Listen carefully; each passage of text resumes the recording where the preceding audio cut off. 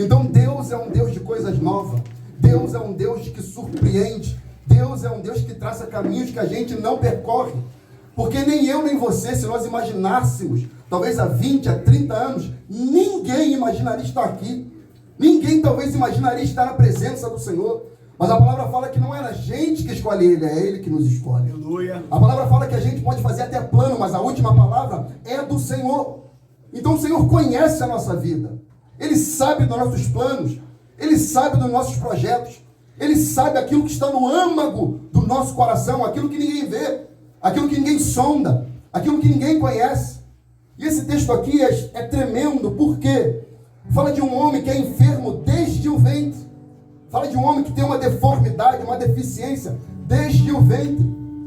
E a palavra é bem clara, oh glória, acerca dos discípulos, quando Jesus, lá em Lucas 24, 49, ele fala para os discípulos, olha só: ficai, pois, na cidade de Jerusalém, até que do alto vocês sejam revestidos de poder. A palavra fala que eles vão para o templo, eles louvam, adoram, glorificam a Deus. A palavra diz que eles estão ali adorando, glorificando, e guardaram aquela palavra. Eles guardaram a mensagem, de maneira tal que quando Cristo ele morre, ressuscita, é ressurreto e é assunto aos céus. Em 1 Coríntios 15 diz que mais de 500 irmãos estavam ali para ouvir as últimas instruções do Mestre. E aquela palavra que ele disse: ficai, pois, na cidade de Jerusalém, até que do alto vocês sejam revestidos de poder, de 500 cai para 120. Porque lá em Atos, capítulo 2, só tem 120 irmãos. Caiu, diminuiu a quantidade. Mas ainda assim tem gente que quer a presença do Senhor. Ainda assim tem gente que acredita na palavra do Senhor. Ainda assim tem gente que, como diz o profeta Isaías, que ele questiona: quem deu crédito à nossa pregação? E a quem se manifestou o braço do Senhor? Ainda que diminua a quantidade, mas Jesus vê a qualidade. Ainda que diminua o volume, mas Deus vê o coração quebrantado e contrito daquele que tem fome e sede de Deus. E aqueles 120 estavam lá esperando o cumprimento profético, que eles fossem cheios do Espírito Santo. E passa um dia, passa 2, passa 3, a promessa não cumpre. Passa 4, 5, a promessa não cumpre. Mas eles estão lá, orando, buscando, esperando. 20 dias, 30 dias, 40 dias, 41, 42, 43, 44, 45. Eles estão lá, orando, buscando. A promessa não cumpre. 46, 47, 48, a promessa não cumpre. Mas eles estão lá, eles não saem de lá. Eles permanecem. 47, 48, 49, 50, e cumprindo o dia de Pentecoste, estavam todos, oh glória, reunidos no mesmo lugar. Oh glória, aquele que crê persevera, aquele que crê ele espera, aquele que crê acredita, aquele que crê não sai até que a promessa se cumpra na sua vida.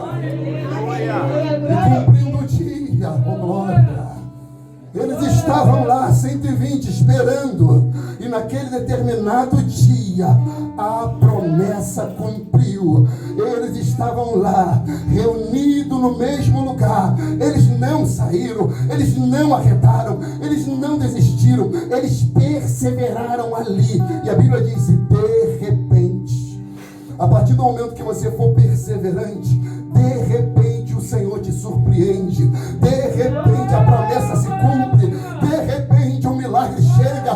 De repente o revestimento acontece. De repente o Espírito Santo te batiza, te toma, te revela, oh glória, ministra seu coração. Glória a Deus, aleluia. De repente, vem do céu um som como de um vento veemente e impetuoso, e encheu toda a casa que estavam assentados. O Espírito Santo pegou a todos. Todos quem? Aquele que estavam lá, aguardando, esperando pacientemente o revestimento de poder do Espírito Santo de Deus. E assim eles foram cheios. E quando alguém é tomado pelo Espírito de Deus, não tem como ser a mesma coisa. 2 Coríntios 5,17 diz: assim que, se alguém está em Cristo, oh glória, nova criatura é. as coisas velhas se passaram, ó glória, eis que tudo se fez novo. Agora aquele que negava não nega mais, agora aquele que blasfemava não blasfema mais, agora aquele que recuava não recua mais, agora aquele que estava no carnaval sambando, se prostituindo, adulterando, bebendo, ele não faz mais. Agora o que ele faz? Ele adora, ele louva, ele glorifica, ele mudou, é uma nova criatura, ó glória. Ele é transformado pelo Espírito de Deus. Não é que ele foi reformado, ele nasceu de novo, ele é diferenciado. Ele, como diz em Efésios 4, 23 e 24, aleluia, e vos revistaste o novo homem, que segundo Deus é criado em verdadeira justiça e santidade, proveniente da verdade. Agora esses homens aqui, eles são diferenciados. Agora esses homens aqui, eles estão enquadrados em Efésios 5:1. Sede, pois, imitadores de Deus como filhos amados, ó glória. Agora aquele Pedro que negou lá no pátio, ele não tem mais, amado, um espírito de covardia, porque Deus não dá espírito de covardia para ninguém, ó glória, mas de fortaleza e de moderação, diz a palavra. Agora esse homem está lá, cheio do Espírito Santo, mudado, transformado, redimido, um ser diferente, um ser com caráter diferente, um ser que olha diferente, se porta diferente, fala diferente. Agora ele é semelhante a Jesus. Agora ele é semelhante ao seu mestre. Agora ele é semelhante ao seu Senhor. Aleluia. Agora ele quer fazer aquilo que Jesus fazia. Agora ele quer falar aquilo que Jesus falava. Agora ele quer andar como Jesus andava. Pastor, e como que Jesus andava? Atos 10:38. O qual Deus o revestiu com o Espírito Santo e com poder, o qual andou fazendo bem e curando todos os oprimidos do diabo, porque Deus era com ele. Agora Deus é com a sua igreja, é com o seu povo, para curar, para quebrar as cadeias, expulsar os demônios, curar os enfermos agora, e apregoar um ano aceitável do Senhor. Aleluia. Eles estão lá, mas o que me deixa impactado na vida dessas pessoas, Gabriel Fernando, é que eles receberam o revestimento do Espírito Santo, é que eles receberam o revestimento de poder, é que eles tiveram uma experiência poderosa com Deus. Mas quem tem sede de Deus quer mais. Quem já recebeu algo de Deus quer mais de Deus. Quem já viveu uma experiência com Deus não vai viver de cinza. Ele continua botando lenha no altar para o Senhor continuar queimando e dando novas experiências. Porque no capítulo 2 eles estavam lá orando um dia, 2, 3, até 50. No 3 eles estão voltando novamente para lá. Mas não é 120, é só Pedro e João. Ou seja, cadê o resto? Cadê o resto? Cadê aquele povo que teve aquela experiência? Cadê aquele povo que passava a madrugada em vigília? Cadê aquele povo que tinha, quando tinha alguém endemoniado e alguém falava: ei, eu estou aqui, eu sou servo de Deus, me leva lá, eu tenho autoridade do Espírito Santo, eu quero ter essa experiência. Cadê? Mas como Pedro e João, tem gente que quer mais de Deus, tem gente que quer mais da presença de Deus. A Bíblia diz que Pedro e João subiam juntos ao templo. Eles viveram uma experiência no passado, mas eles querem uma nova experiência no presente. E deixa eu te falar, quem vive de passado é museu e professor de história. O crente não, ele vive do novo de Deus, dia após dia, toda hora. E hoje é tempo de buscar a presença do Senhor. É tempo. É tempo. O que você fez ontem está lá. É o hoje, é o aqui e o agora. Porque se fosse assim, Deus não levava em conta o pecado de Judas. Porque o que valeu para Deus na relação dele com Judas não foi o que ele fez no passado. No passado ele pregou, no passado ele expulsou o demônio, no passado ele era discípulo do Senhor. Mas Salomão dizia: é melhor o fim das coisas do que o início dela. Então Deus, amados irmãos, Ele quer saber como que a gente vai terminar, não é como a gente começou.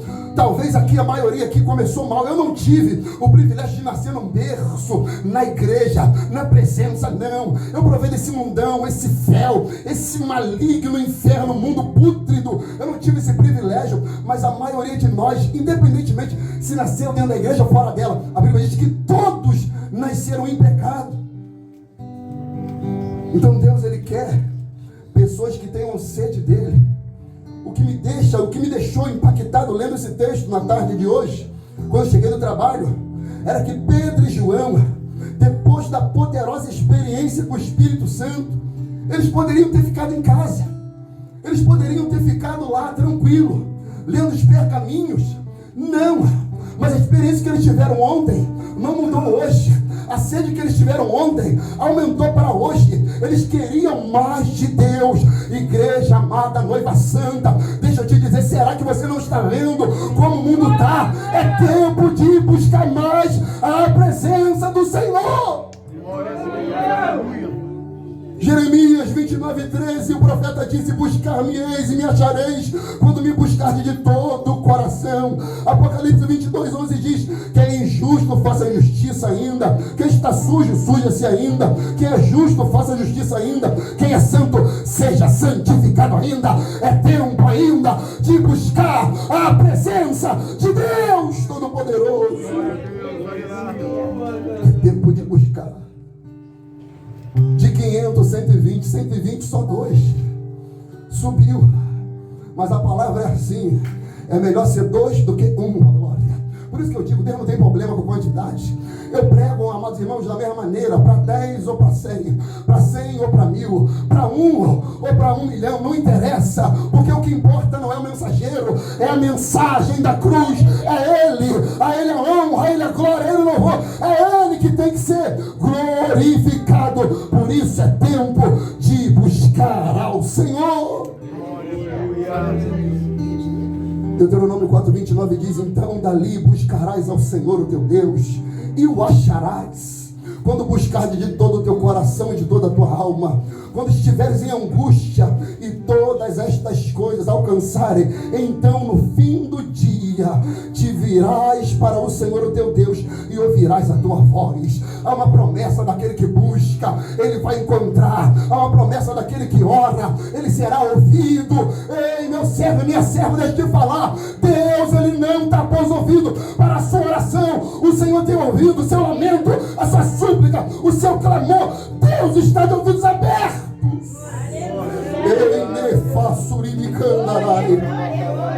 Aleluia. Aleluia. Dali buscarás o Senhor o teu Deus e o acharás. Que promessa tremenda. Terrível é você perder alguma coisa, procurar e não achar. Mas a promessa de Deus, Pati, é que se eu busco, eu o encontro. Se eu clamo, Ele me ouve. Se eu for ao encontro dEle, Ele vem até meu encontro, oh glória. Se eu clamar, Ele me ouvirá. É uma promessa. Glória a Deus, aleluia. Por isso que Pedro e João não desistiam. Aconteceu o Pentecoste lá, no dia passado, mas eles falaram: eu quero um novo Pentecoste hoje. Eu não sou conformado com a minha vida passada. Eu quero mais de Deus. Eu quero um novo de Deus. Eu quero novas experiências com o Deus de Abraão, de Isaac, de Jacó, de Elias, Eliseu, aleluia, de Davi. Eu quero esse Deus. Glória a Deus, aleluia.